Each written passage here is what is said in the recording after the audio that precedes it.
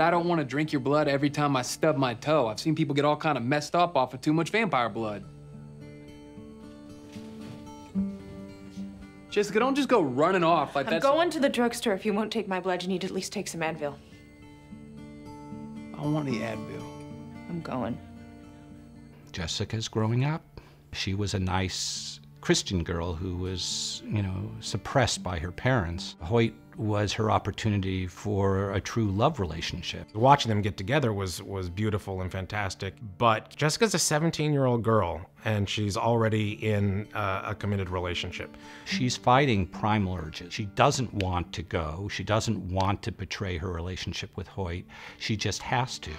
When I bring her into the club, my desire was to have her hunt.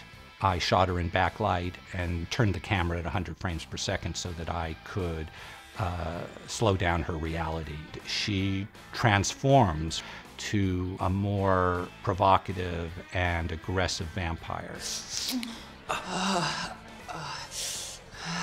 We got to come up with an entirely new backstory for Bill. And what we decided was Bill was a true believer going way back to the 80s and living in the London punk underground scene. You have one with me, Callum? Don't see why not. Bill doesn't kill people just because he wants to feed on them. Now, none of this happened tonight, you understand? Yes. Nan finds him there and tells him about a future in which true blood would exist, in which maybe vampires could learn to live among the humans, which of course is what the whole series was about. But when you get to reimagine it from before, you know, we said that Louis Pasteur was working on a synthetic blood, and then of course it pays off, you know, in the series down the road. Mainstream it? It's a dream.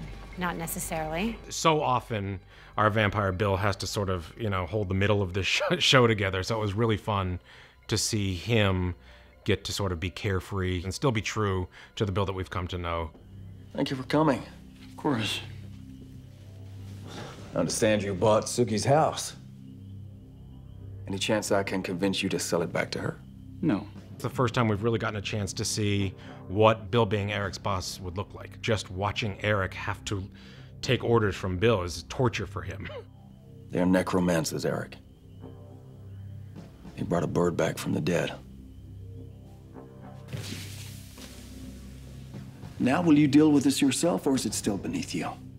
We'll go tonight. There's a witch. It's come to King Bill's attention, and he figures it stands to reason she's going to have aims at the vampires.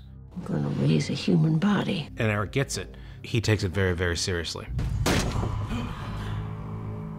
Excuse me.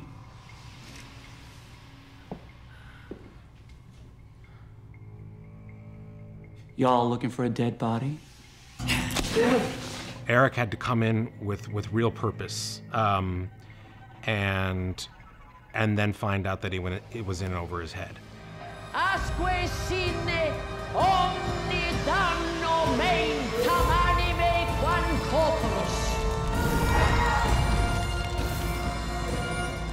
When the spirit enters the room, I use wind machines and lighting to change the atmosphere, to give it a presence. And then the motion of the camera was used to try and place the spirit in the room. And at one point, it actually inhabits Eric.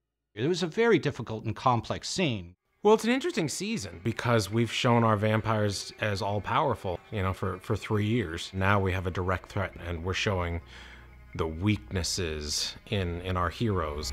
Eric! Who are you? It's me, Suki.